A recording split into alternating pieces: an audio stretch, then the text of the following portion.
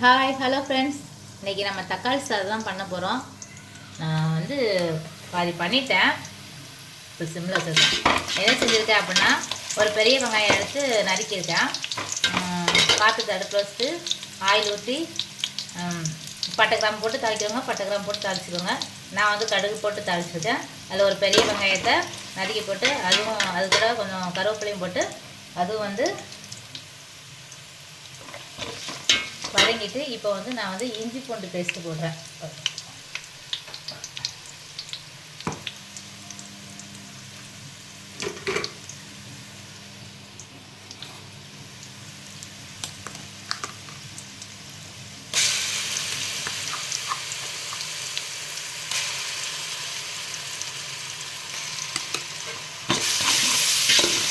இஞ்சி பூண்டு பேஸ்ட்டு போட்டுக்கிறேன். இவங்க எல்லாம் மிளகாவும் போட்டுக்கிறேன்.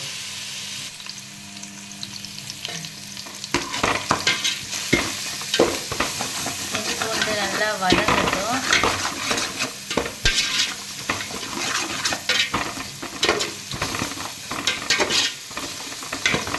நல்லா வதங்கட்டும். வதங்கினதுக்கப்புறம் அதில் வந்து ஒரு 6 தக்காளி பழம் நறுக்கி வச்சுருக்கேன்.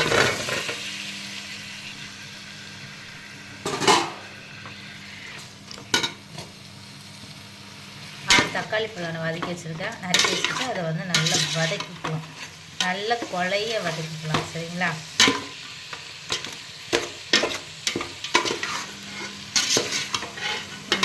இது எவ்வளோனா 3/4 கிலோ அரிசிக்கு. இன்றைக்கி பாப்பாங்க கிளாஸுக்கு வந்து சாப்பாடு எடுத்துக்கணும். அதனால் இன்றைக்கி வந்து தக்காளி சாதம் மதியம் கொடுத்துக்க முடியாது, வேறு வேலை இருக்கிறதுனால இன்றைக்கி காலையிலே சரி பிள்ளைங்களுக்கு சமைச்சு கொடுத்துடலாம் அப்படின்ட்டு இன்றைக்கி சமைச்சிட்ருக்கேன். 3/4 கிலோ அரிசிக்கு ஒரு பெரிய வெங்காயம், 2 பச்சை மிளகாய், 6 தக்காளி பழம் போட்டிருக்கேன். தக்காளி பழம் வந்து நல்லா கொலைய வேகட்டும்.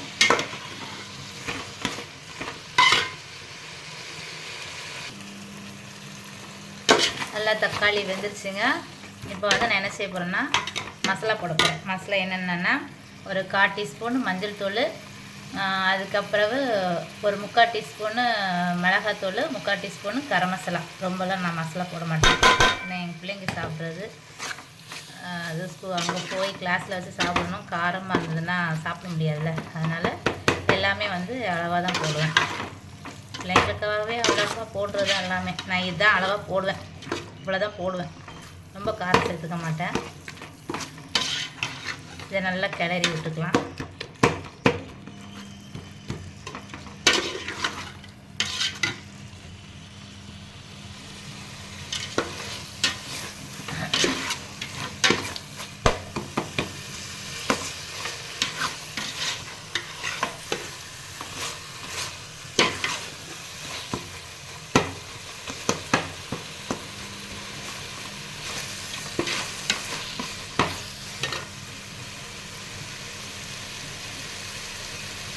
இது இந்த அளவுக்கு தான் நான் 1.5 போட்டிருக்கேன் ரைஸு. சரிங்களா? அதான் 3/4 கிலோ.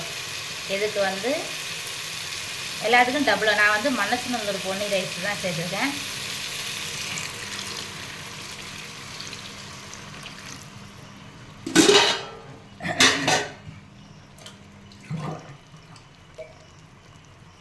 ரெண்டு உலக்குக்கு 2 தண்ணி, ஒரு உலக்கு ரைஸுக்கு 2 உலக்கு தண்ணி. இது இன்னொரு அரை உலக்குக்கு டபுளாக தண்ணி. அதுக்கப்புறம் நான் இன்னும் ஒரு 1/2 தண்ணி ஊற்றிக்கிறேன். ஏன்னா இது வந்து மணச்சநல்லூர் பொன்னி, நம்ம பிரியாணி ரைஸோ அதெல்லாம் கிடையாது.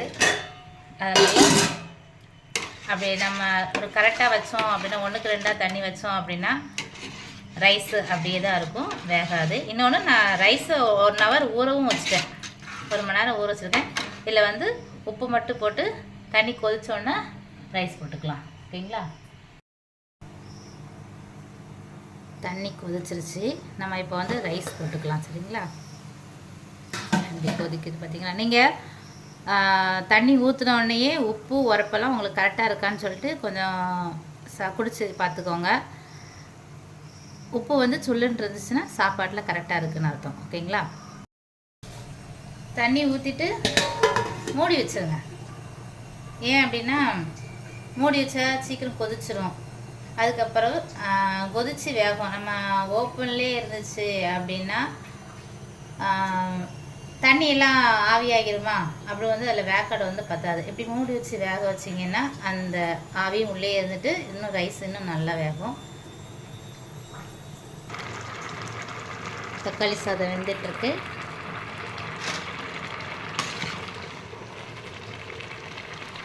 நல்ல தண்ணியெல்லாம் வற்றினதுக்கப்புறம் எப்படி இருக்குன்னு உங்களுக்கு காமிக்கிறேன்.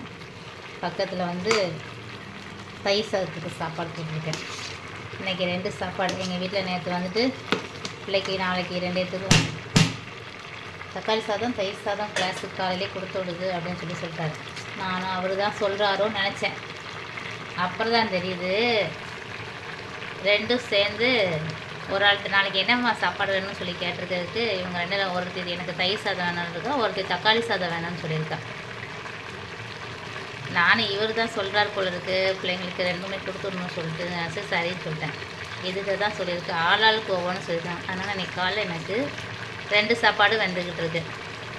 சரி, இது நான் வந்து தம் போடும்போது காமிக்கிறேன். சரி, தம் போடும்போதும் காமிக்கிறேன், போட்டதுக்கப்புறம் காமிக்கிறேன். கொஞ்சம் புதினா தழை தூவிருக்கேன்.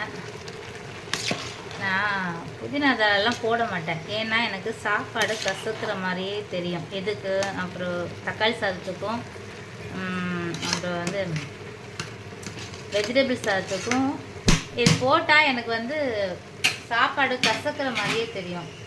இல்லை உங்களுக்கும் இதனால தான் கசக்கிற மாதிரி இருக்குதா என்ன எதுன்ட்டு எனக்கு சொல்லுங்கள். இல்லை எனக்கு தெரியல, இல்லை நான் வேறு எதுவும் மிஸ்டேக் பண்ணுறேன்னா. ஆனால் இதெல்லாம் போடலை அப்படின்னு வச்சுக்கோங்க, தக்காளி சாதம் செமையாக இருக்கும். ஆனால் இது போட்டால் எனக்கு லைட்டாக ஒரு ஏதோ ஒரு கசப்பு தெரிகிற மாதிரி இருக்கும். இது எதனால் அப்படின்னு சொல்லிட்டு உங்களுக்கு தெரிஞ்சு எனக்கு சொல்லுங்கள், எனக்கு தெரியல. அதனால் ரைஸை பார்த்துக்கோங்க, தண்ணி எல்லாமே நல்லா வத்துருச்சு. அப்போது கலர் தெரிஞ்சிச்சா, இப்போ வந்து கலர் வேறு மாதிரி இருக்கா. தண்ணி எல்லாம் வற்றினோன்னா அப்படியே நல்லா ரெட்டிஷாக வந்துடும். இன்னும் கொஞ்ச நேரம் கழிச்சு தம் போட்டோம்னா இன்னும் சூப்பராக மாறிடும். நீங்கள் சாப்பாடை பாருங்கள், நல்லா வெந்திருக்கும். ஓகேவா, அரிசியாக இருக்காது, வெந்திருக்கும். இப்போ நான் என்ன செய்ய போகிறேன்னா தம் போட்டுருவேன். நல்லா எடுத்து விட்டுட்டு சிம்மில் வச்சுட்டேன். நான்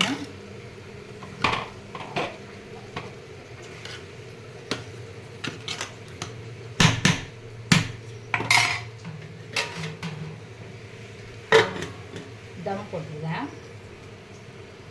தம் போட்டேன். இது வந்து ஒரு வெண்ணி போடுற பானை, அதில் தண்ணி இருக்குது. அப்படியே தூக்கி வச்சுட்டு அடுப்பை வந்து நான் ஆஃப் பண்ணிக்கிறேன். சரிங்களா, அவ்வளோதான். ஒரு 10 நிமிஷம் இல்லை 1/4 மணி நேரம் அப்படியே இருக்கட்டும். அதுக்கப்புறம் நான் எடுத்துகிட்டு உங்களுக்கு எப்படி இருக்குன்னு சொல்லி காமிக்கிறேன்.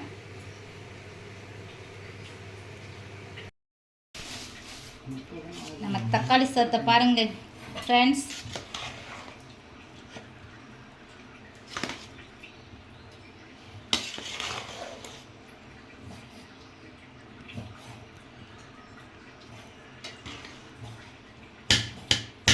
தக்காளி சாதம் ரெடி ஆயிடுச்சு.